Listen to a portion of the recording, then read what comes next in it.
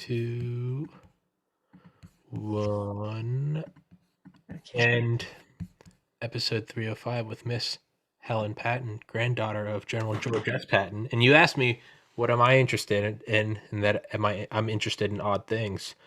Yeah, I've found after 305 episodes, or this is 305, so after 304 episodes, what I have found that I am passionate about is doing podcasts with people who are passionate about anything, and then we focus on that. So whether it's someone that writes sci-fi books or someone that does 3D printing of like Marvel comic book superheroes, whatever it is, it doesn't necessarily have to be my interest so much as I really like talking to people who are interested in something, because there's something you can't So fabricate about that. It's real. I'm reminded of a quote by Saint Irenaeus. Okay. Don't ask me anything about Saint Irenaeus, please. But I do know the quote. Okay. I like the quote so much that if I was going to have something on my gravestone, I might even like this, except for I hope that during my lifetime I'll be able to think of something better myself. The glory of God is man, humans, women. The glory of God is man fully alive.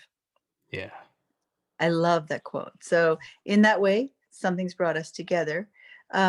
It's interesting because you heard about somebody who was related to General Patton, and so the name General Patton was spoken. And so, what came to mind? Well, I'm a big fan of General Patton and Eisenhower. I just generally think reading about World War II, there's something about it really is just the apex of almost desperation. Uh, your video just did. Oh, there you're back. Yeah, It's because the reason I just turned off the good sure, do not disturb. sure, okay. It's There's something about World War II that will never happen again and never happened before. You could argue World War One, but I would say not. And it's that up until that, World War II is the last time we ever saw the entire world go at each other and hold nothing back. The creation of nuclear weapons that obviously ended World War II, but nothing has ever fully escalated since. We've had the Cold War, we have espionage, sabotage, but it's never all the way. No one ever turns it up to 10. And something about, and to say, so why does that interest me? Well, World War II is, there is nothing held back. It's everyone throwing everything at everyone in order to conquer the other. Well, General Patton, Eisenhower, and FDR, they were at the tippy top. So they were at the apex of this movement in history that will never happen. I mean, it can't happen again with nuclear weapons. So there's something about that. And then I guess to almost touch anything close to that, like I had on Charlie Duke, who walked on the moon. Like, I'm not an astronaut. I failed math 4 times in college. But there's something So about did, that. so did- by the way, Excuse me? so did Patton. Oh, yeah. Sorry. What did I? So did Oh, I'm sorry. Pat. Yeah, well, good. Then I'm in good company. So yeah, and it's sort of to get, and obviously he's not alive, but it's to get close to that. I mean, talking to Charlie Duke, it's like, okay, he's in his late 80s now, but he walked on the moon, and it's like he's one of 10 or one of 12 guys that walked on the moon, and that program was set off by JFK. And it's like you can almost kind of get into the peripheries of these figures in history that are unlike any other. And Well, you'll have to do a mind map of all the people that you've done and when you've done them and what the others were doing when you were working with them. More about that in just a second. What you're describing is called total war, and that term is still used. I actually prepped for this interview by doing something maybe would not come to mind to others, but I listened to an extraordinary interview with the then head of the Army, now head of the Joint Chiefs of Staff, Mark Milley. And it was so amazing to realize, and it's also very painful to realize, that we are probably on the brink, yeah, if not at the moment when total war is possible. And I've been told this more than a few times by those particularly in commanding positions, active duty now. they say Patton is needed now more than ever because tactics of ground warfare, and obviously in his time that was total war because it was also coming from the air and the sea. Um, but those tactics are going to be needed again, and not just um, insurgency Mhm. to defeat insurgents, but actually strategy and form and yeah, Yeah. grabbing them by the nose and kicking them in the pants, as my grandfather would say, which was just another way of speaking about a very, uh, on one way, simple, second hand, sophisticated tactical approach. Mhm. But I wanted to say to you that um, I was really amazed that I had just finished Proof of Heaven pretty much a few weeks before I got to see your interview with Mr. Alexander. Yeah. And I just thought that was amazing. So, and yeah, I you can maybe cut this out, but you can show it to him. I have a friend that just died, and that book was found in his among his items. Mhm. And another friend of mine is I hate the word medium, but she can Mhm. Yeah. she's a bridge. Sure. And I was speaking with her and I said, I don't want to talk to him. It's fine. I just want to know if he's all right. And she said, well, actually, um, he is really jumping up and down right now because he said everything that he read about is actually true. So That's that's that's you what can tell you can tell Evan that. I will. I'll cut that out and I'll send that to him privately. But it's Yeah, kind of cool, isn't it? that's Yeah. but yeah, I mean, I talked to him about and I guess I'll cut this out as well. I talked to him about the night before my older brother committed suicide in 2014. I I was down in Georgia. He was up here in Maryland. I was 600 miles away and I was with my girlfriend at the time. She was sleeping with her head on my chest and she woke up because my heart was beating so loud that in her ear it woke her up. So she woke me up because she thought I was having a nightmare, and I was. And I didn't say anything to her because I just thought it was a nightmare. But I was kind of watching as like a almost like a third person view. I was hovering over his shoulder, and it was him like writing a suicide note. It was him kind of cleaning up his room and him getting his gun and like leaving. And then the next day it happened. And it Wow. happened exactly how I saw it. And I know that by sort of connecting text messages between him and my family members and sort of reading them all and painting a picture. I saw it all happen 600 miles away. And it took me years to ever tell that story to anyone because I was like, how do you tell that to someone without them wanting to put you in a straitjacket? But Well, I think you should cut it out actually of this interview because I think it segues perfectly into an aspect of General Patton sure. that a lot of people are curious about, but there's very often not a context. If I don't cut mine out though, then I'm not going to cut yours out. We got Okay, then we got to no, go in this together. keep them in, keep them in. It's fine Okay, with me. we're jumping into So, this together. All right. but that's basically, my grandfather wasn't afraid of those topics either. He appeared to his daughter. Hmm. I believe he appeared to one daughter physically. He sat at the foot of her bed to say goodbye after he died. And he actually called the younger daughter, with Ellen, as I recall, on the telephone. Hmm. So, yeah, and I've had that happen too. I've had that white noise telephone call, Yeah. not literally telephone, but I had a dream of a telephone call. Now I inherited something from that part of the family, Sure. uh, in terms of, yeah, also being comfortable but respectful of the other side. Yes.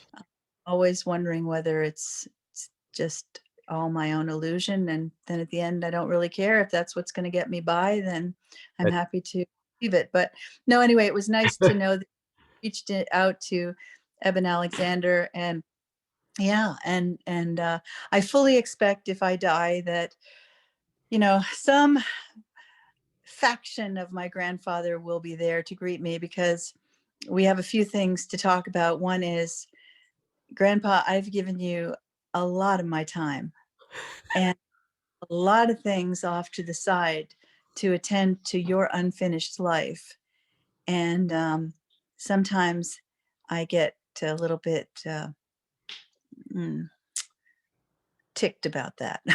But on the other hand, I realize that doing in having bought and having accepted that role, it has opened up amazing doors for me, particularly in experience.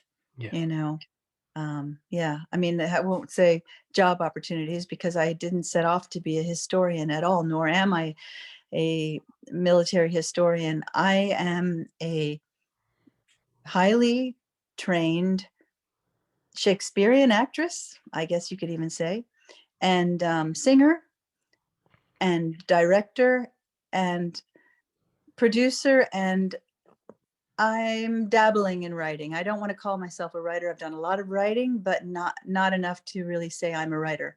I've surrounded by writers in my family. My grandfather and my grandmother were also writers, um, on both sides of my family, actually, and my brother Robert and Benjamin are published writers. Mhm.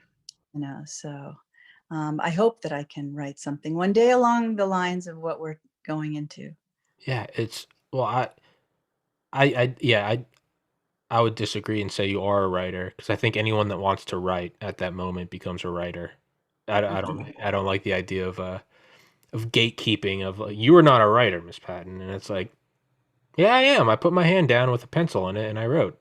I'm a writer. End of story." So, Well, yeah. Well, right now, actually, in terms of writing, I've been asked to write the scenario for an opera about my grandfather's life. oh, yeah? Yeah, and I've started, and it's really an amazing medium.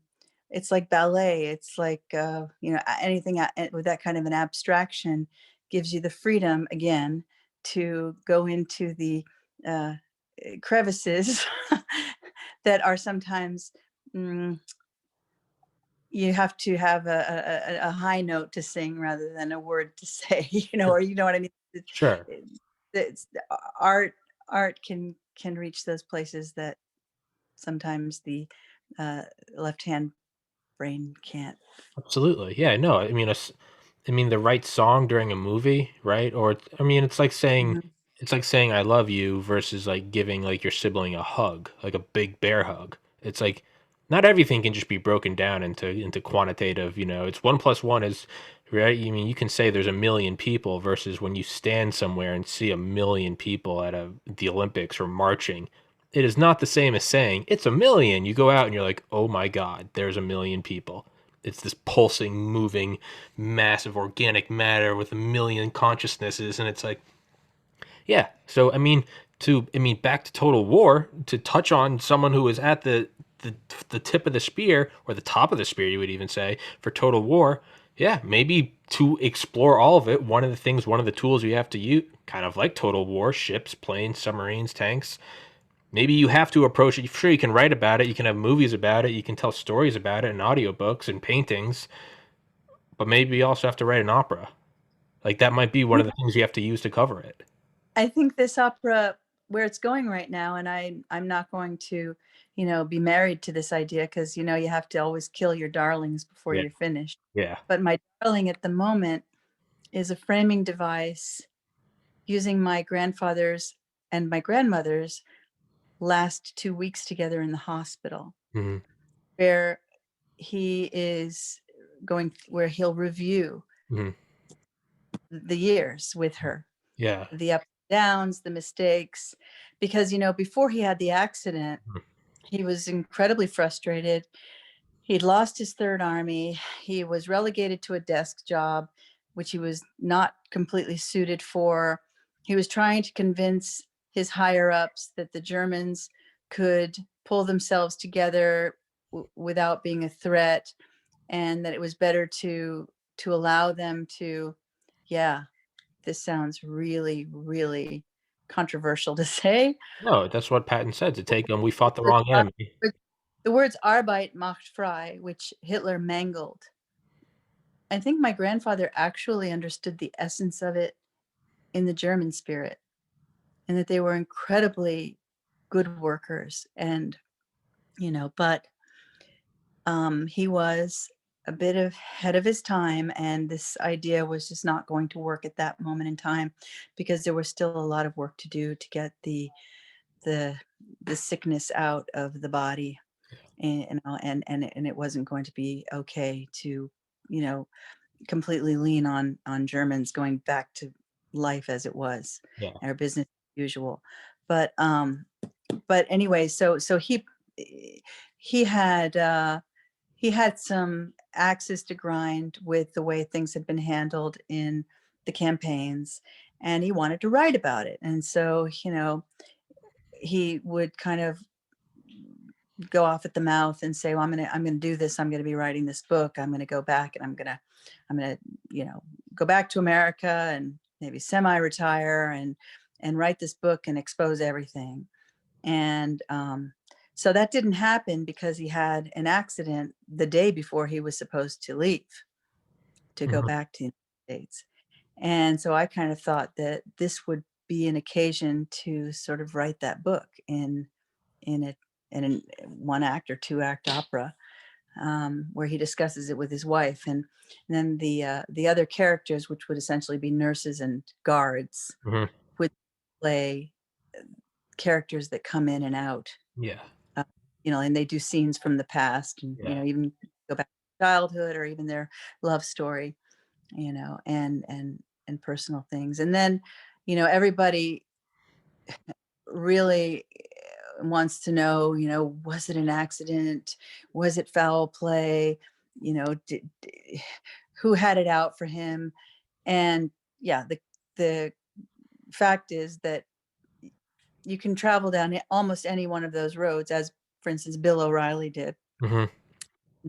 You can come up with an argument that yes, this must have been what happened, and I'm fine with that. Yes, I have a personal fascination with it too, and sometimes I wander down those roads and think, yes, this is how he died, or has anybody ever thought of that?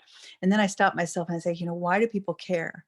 And I think that that's the most important question in that theme, is, why do people care so much about my grandfather's death and how he died? Um, Well, and I think it's more about that they care, yeah. is, what is he doing to people still? What does his persona still activate in Yeah. people? Yeah. Um, I had um, I had on the author Gerald Posner, and he wrote something about. I mean, kind of like me in that, or I guess I'm kind of like him in that all of his books are widely different topics, and it's because he said he just has to go with what he's interested in. But he had one paragraph in his book about Lee Harvey Oswald that I think also applies to General Patton's death.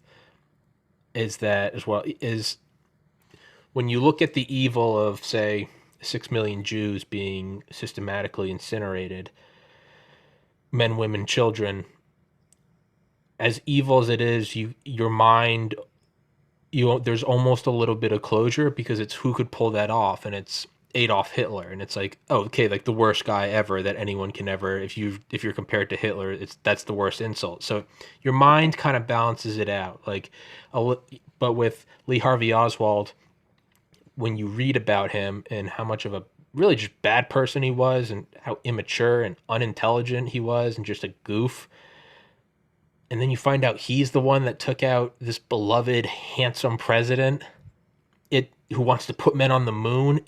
Your mind doesn't. It's like the best got taken out by this nothing. You almost want it to be the CIA, or you look at 9/11 and you're like 3,000 people died in downtown Manhattan because some guys with box cutters. Your mind almost says like that can't be true. It has to be something greater, and it's kind of a I compliment to the slain. Susan Eisenhower came up with a way of putting it. And she said, Helen, why can't people accept that sometimes someone who lived an extraordinary life dies an ordinary death, Yeah. you Yeah. know? Sometimes it is just that. I think Yeah. that's And what but it we'll is. never know. And yeah, I mean, maybe one, well, maybe our grandchildren will, or maybe our children will. But anyway, right now, I can't think of another. I don't really want to rehash what people have Sure. rehashed already, Yeah. because I still don't know all of the facts about my grandfather. I didn't even start really reading about him until I was in my 20s, because he was such a burden for us, and such an overpowering and overshadowing character. I mean, I had nightmares from the time I was 3 about car accidents, because it was constantly being talked about. Mhm. I can't tell you how many times I found myself g- wrapped around the post of my bed, Yeah. having had a recurring nightmare of being in a car accident. Yeah. You know, that's the truth. I mean, we were kind of traumatized. I found my grandfather's pictures that he had taken himself from Buchenwald.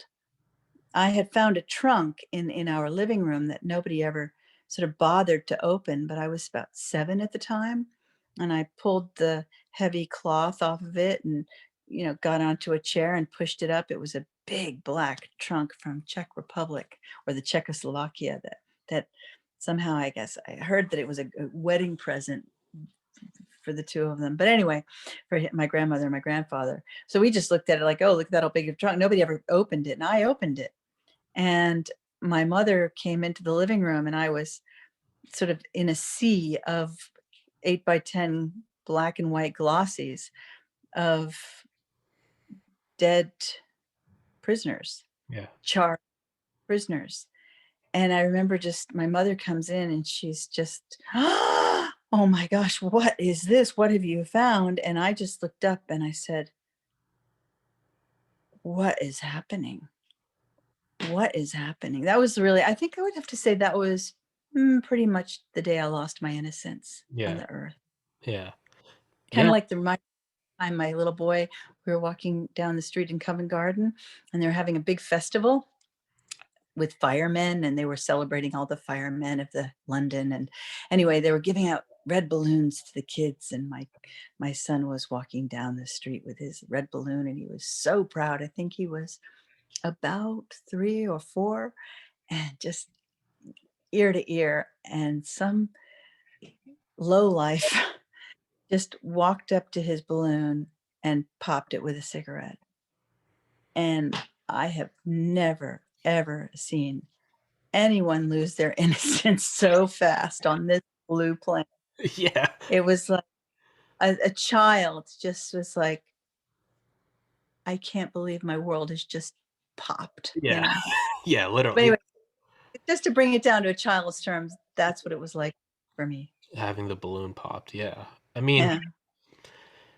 yeah, I mean, I don't know.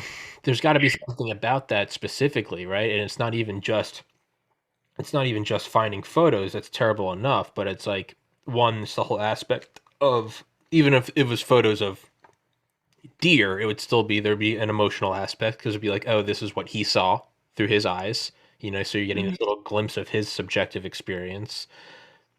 But then there's a whole other aspect of it, and it's like, oh, he saw this in real. This wasn't just a, you grow up learning about it in history class. This is what happens.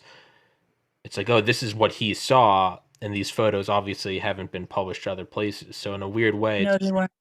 In fact, I don't even really know where they are. I know my mother just pulled them together and put them in a manila envelope, and I think she sent them to what would now be a Holocaust museum or another. But I yeah, do know that grandfather was physically ill. yeah, He was so ill that sometimes when you look at the pictures of the inspections of that camp, he's not around, or he's in the back looking really miserable. yeah, He was puking. He was yeah, puking. He had a very weak, yeah, and he was puking the whole way. yeah, So yeah, he was not, you know, yeah, able to. yeah. A And lot of things I couldn't handle, and I think that's why, he slapped the soldier, and he was He was very he was very emotional. My father was also very emotional. He was able to cry at the drop of a hat. Mhm. Yeah. I was just thinking of my dad, though, talk about loss of innocence. I mean, I was also the little girl that got to, wanted to kind of wait up for dad to come home from the Pentagon, but then also be really excited when he came home from his Vietnam tours. And he was, I wouldn't say it was the greatest parenting skill to um, allow me to hear graphic detail of how Viet Cong were killed or Yeah. how they, but he would tell me particularly all of the, you know, he would describe the worst. I mean, I couldn't even, you wouldn't even be able to publish on this show what I had to listen to as a 5 or 6 year old, Yeah. That's insane. Yeah. but dad had to put it somewhere. So I guess I was an ear for him. Yeah, you were kind Maybe of he didn't think I was understanding it. you were his trunk, right? You were his check trunk that he could take these images in Yeah. his head and kind of Yeah. put into you. It's yeah, I mean, I that's couldn't even watch I Forrest Gump now without bawling, you know? yeah, I My boyfriend watched, Good Morning Vietnam today. mhm. We wanna watch Vietnam with, Robin Williams, and I just know I'm gonna cry. Yeah, that's yeah, I mean, but it's I mean, that's the whole thing though. It's like, right? I'm almost kind of realizing the hypocrisy now that we're talking about this of myself alluding to total war and how there's nothing held back, and I'm realizing as I'm saying this that I almost put that on a false pedestal of saying like that was real war and everything else is scaled back. And it's like, well, under my definition, then I would say Vietnam was scaled back. Then as you're talking about this, it's like in no way was Vietnam scaled back. Like nothing about it was. And it's the whole thing is, right? It's just it as Patton said, it's may God have mercy on my enemies because I won't. Yeah. I think that people have to start realizing that war aborts life, um, and dreams and vision, and yet there are those amazing few that are willing to take that part and defend so others can live Hmm. fully, and Hmm. knowing that they may not live fully themselves, you know. But I think that's also, why. I mean, there must be a kind of a thrill in that as well. Um, having fought, I mean, I see that in the World War II veterans that come back. Um, I won't say they enjoyed it. If I use the word ecstasy, I don't mean it in a happy way, but I do think there is a kind of an ecstatic something that goes along with overcoming, Yeah, overcoming. yeah, Yeah, and they hold that, and actually that was one of my grandfather's fears, was that when he would go back to civilian life, or even if he experienced it definitely between World War One and World War Two, he couldn't handle having experienced the exhilaration, that's probably a better word, the exhilaration of the total war, and then going back to being normal again, and I think one of the reasons I love the World War II veterans that I've met and come to know and love is that so many of them went and lived normal lives and were able to, you know, compartmentalize and take the best of what they experienced. But anyway, it has to come out somewhere where if there's, you know, yeah. No, it's pain. you're absolutely correct.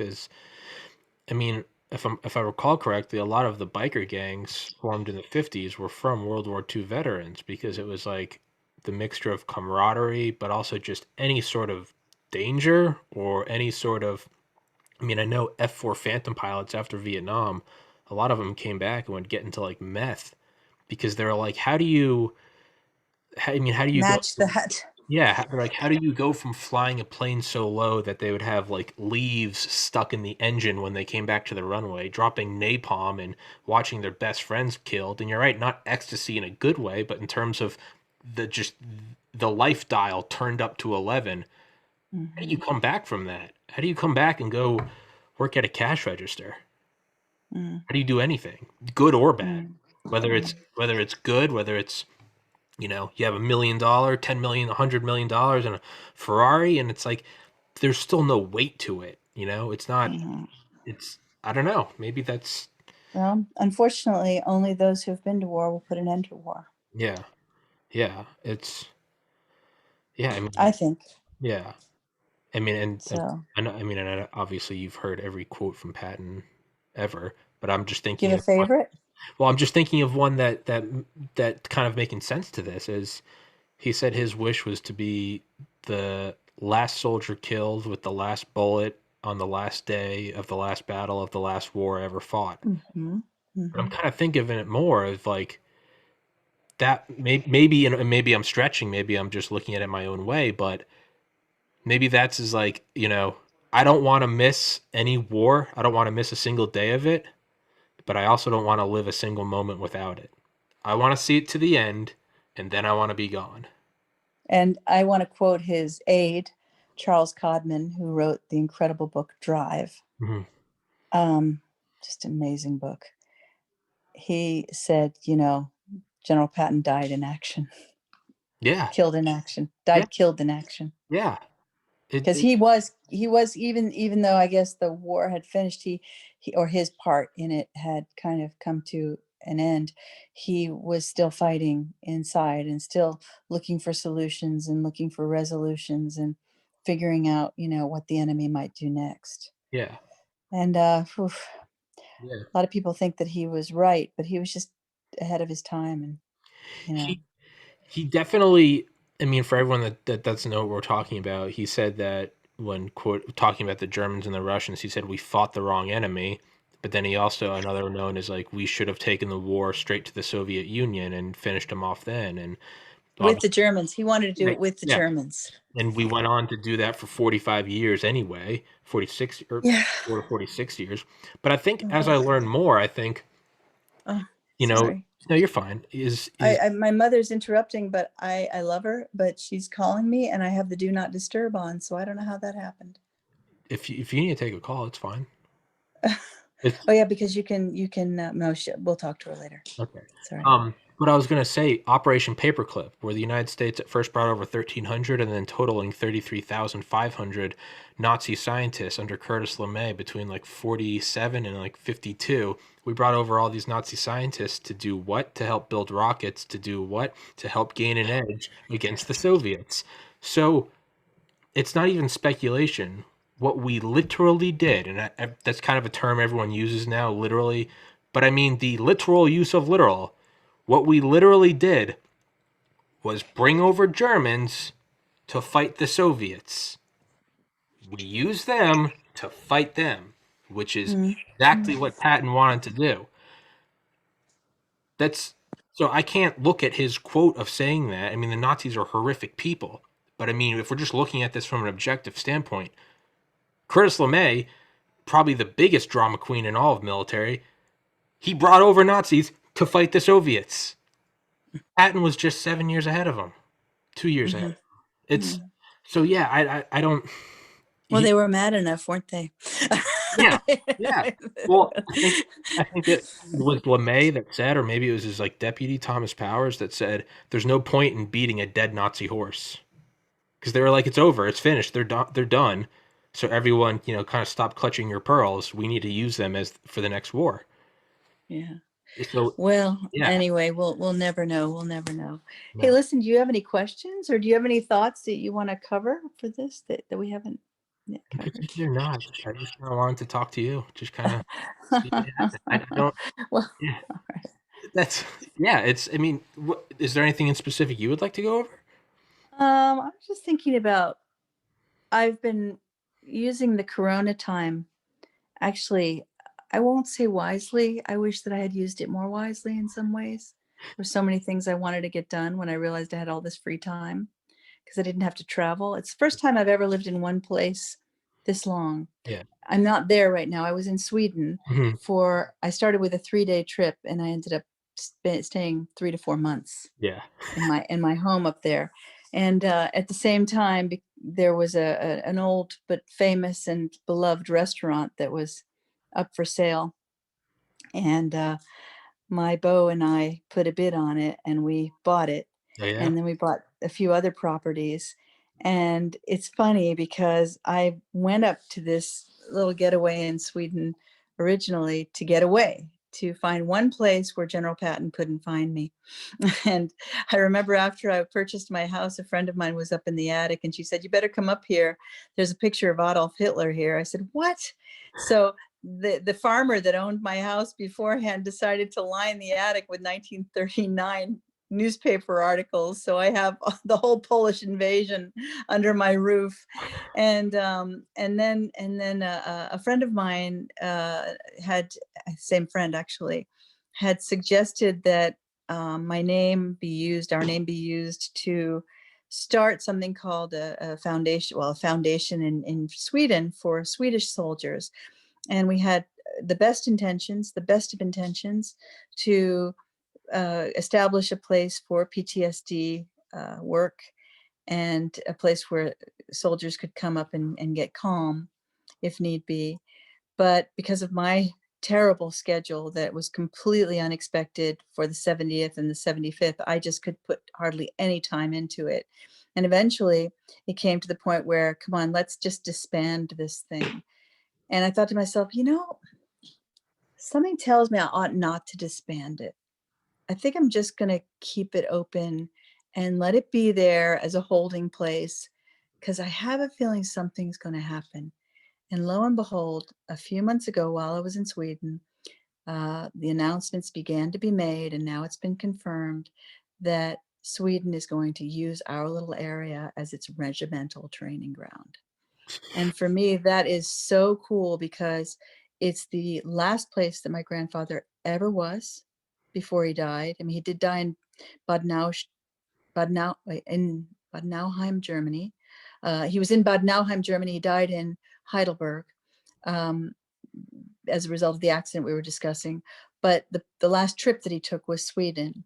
And he went up there as a stand-in for Eisenhower because the king wanted to show his appreciation to the victors and to the allies.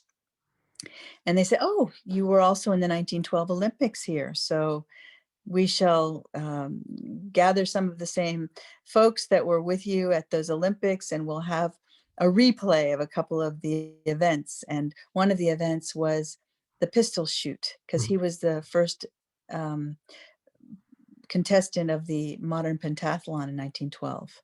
So he did shooting, riding, fencing, swimming, and running, and he took a shot and did very, very well. But it was finally decided that he had been disqualified in 1912, that when he was in the Olympics, and because they really couldn't track his bullets. But it was pretty much decided, especially even after that, his perfect shots all those years later, that he probably shot through his own bullseye. And yeah, and probably should have come home with the bronze medal, but didn't. So he had a real, a resolution there at that trip.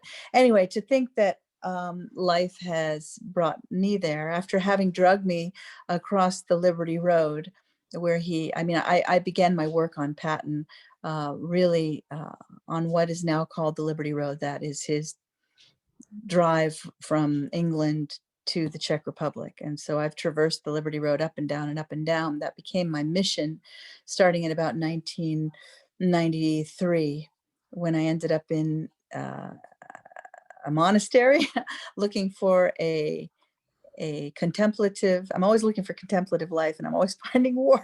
Yeah. Battle. So I was looking for a contemplative life at my sister's monastery, and only to find out that, oh, it's a very long story, that it was important that I go to Normandy and establish a center there at the place where my grandfather, he himself, was forced into contemplation. And so I was put in the same apple orchard.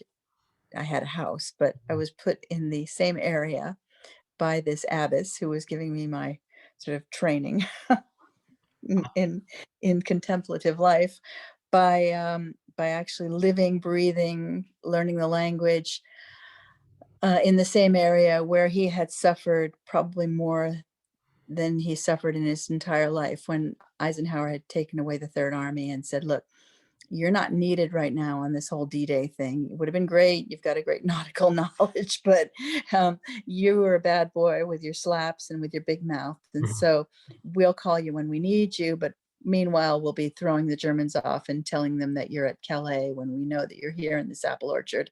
Yeah. So behave yourself, Georgie." And, he was forced to stay in this apple orchard area. I think he had some nice digs in and around the place for about 3 weeks, and he was desperate and he was praying hard, praying, praying, praying.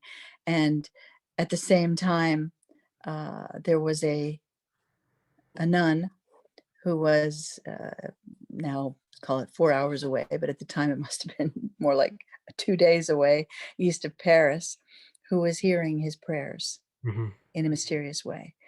And she was praying with him and praying for him to prevail. And he did. And finally, that nun was given an intense spiritual call later on after the war to go to America and found a monastery in Thanksgiving, only to have a hippie girl arrive who is now, how many years later, the sub prioress of the abbey herself, and that would be my sister. So it's just it's an incredible story. Yeah. This probably has to go into the opera too. Yeah. Add a few more characters. It, yeah. I was gonna say. I know you said it's a really long story. I. I I would. tried to make it short. No, I would. I would love to. I would love to listen to it more in depth. I don't want to. I've got nothing doing. I can listen, but I don't No, want. I I don't have to. want. My boyfriend is. I relegated him to the bedroom so I I, could have the living room. I got you. I got So you. we can celebrate. Look, I drink to you. We can drink to you. We can have another. We can have another meeting. Absolutely. If people like to hear me talk and you talk and us talk, and we can even take questions. I will absolutely. I would love to do that. I will. I will choose you with my water bottle. Okay, Hans is in trouble. He told me that he would pour me a glass of champagne. This is water. Well, we'll call it. This is over. This podcast is over. I don't even Therefore, I know can go like this. Happy New Year. what. Well, he is in trouble because that is some bush league. So I will end that. Sure. I will end that festive toast with a festive poem of my grandfather's. Sure. Now, footnote H is the hour that the total war begins. Okay. As I sit in my tank and wait for H, and the old barrage comes down, I wish to God there was one more day for raising hell in town. He was such. Should old acquaintance be forgot and never cross your mind? You have a beautiful voice. That is That's another fantastic. story. You have to Google Patton concerts. Okay, you can have some fun. You can Google Patton concerts, Normandy, 70th anniversary, and you can Google or because if you don't you'll get Oswald Patton, or you can Google Helen Patton jump, Okay. And and you can have some fun with some videos. I would absolutely love to have you on again. Okay. I would absolutely love that. This was a treat, and you're very easy to talk to. You're even without the last name. If you were just Helen Smith, you're awesome. You're a very good podcast guest. You're an interesting person, and I say that as someone that talks to people all the time. not everyone is interesting. You're a very interesting person. So, and I mean that, Thank you. that's a compliment. I don't know if some I people appreciate that. I that appreciate it, that. Well, I've enjoyed watching your podcast too. And yeah. And so anyway, keep in touch and I'd like to say Happy New Year, Happy Tommy. New Year's to you as well. Thank you very much, and let's get this year behind us for the love of God. let's I know it has been quite a year. I keep thinking and wondering, people ask me, what would your grandfather do in this situation? What would he be thinking? I think he would worry about us getting soft. mm-hmm, 100%, I think he's really worried about us getting soft here, soft physically. 100%. So I'm going to, yeah, I've already started to kind of be in touch with him about that in terms of what his, you know, how his spirit and persona can continue to be helpful in that regard to all of us, not just soldiers. Mm-hmm. You know, what does it say? A fit a fit body cannot a fit mind can't live in an unfit body. Yeah, yeah, A bushel of blubber beats a pint of blood. yeah, Um, and what else? Yeah, study the Bible and keep your feet dry.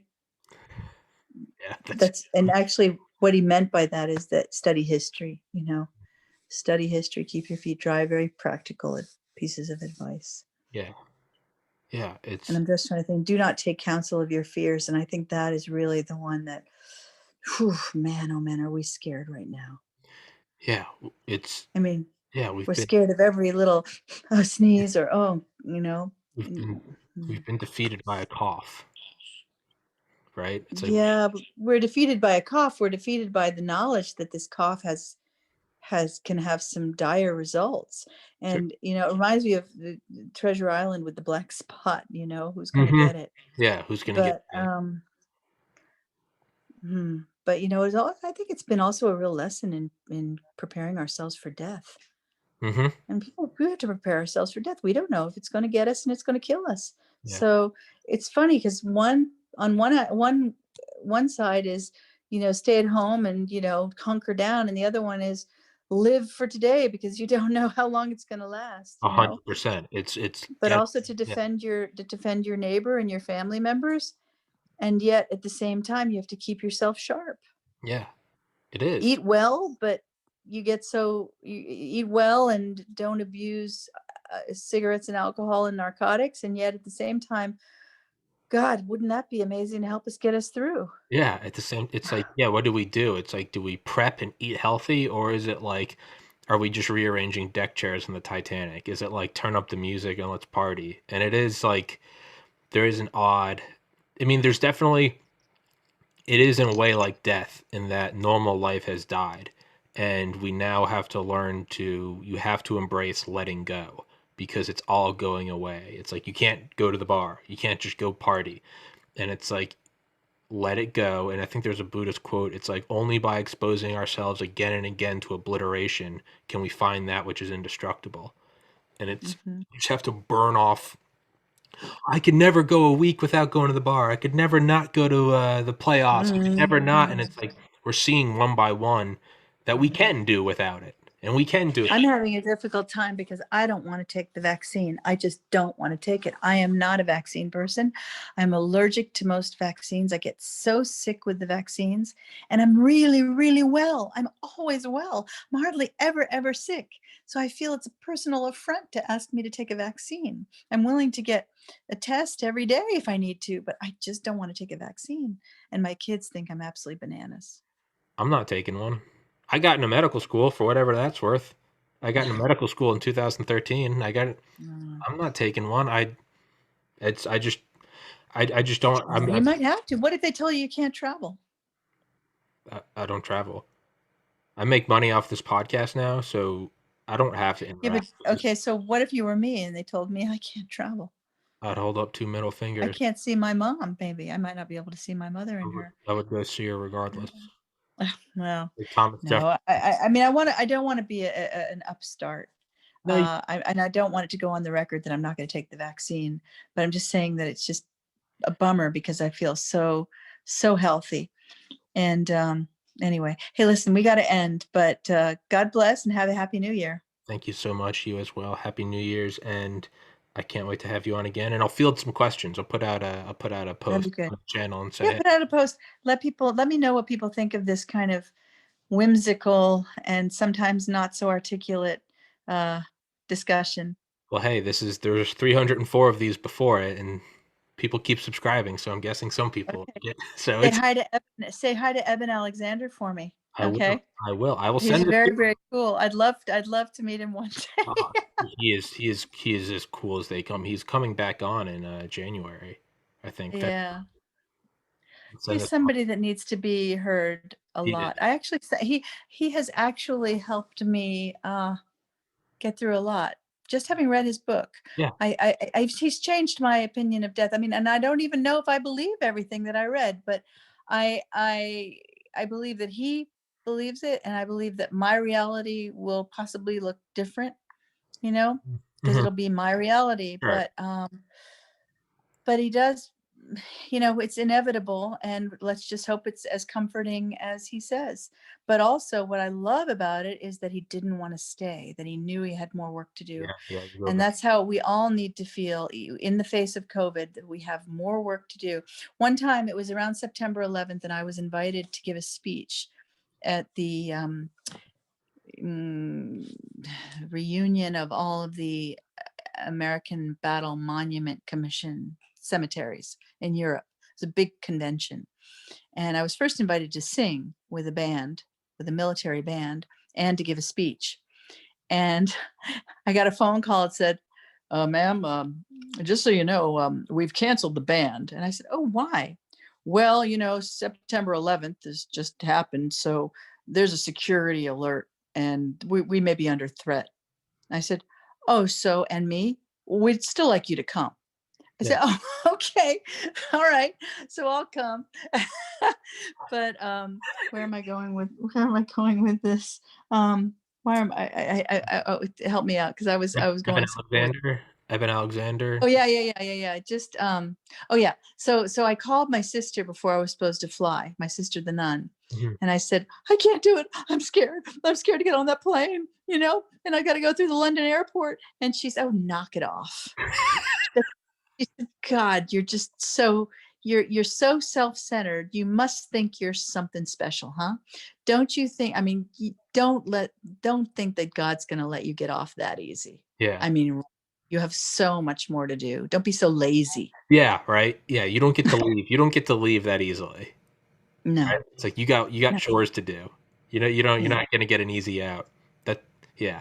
That's one way I like to think. It ended up being a good trip, and I really enjoyed it.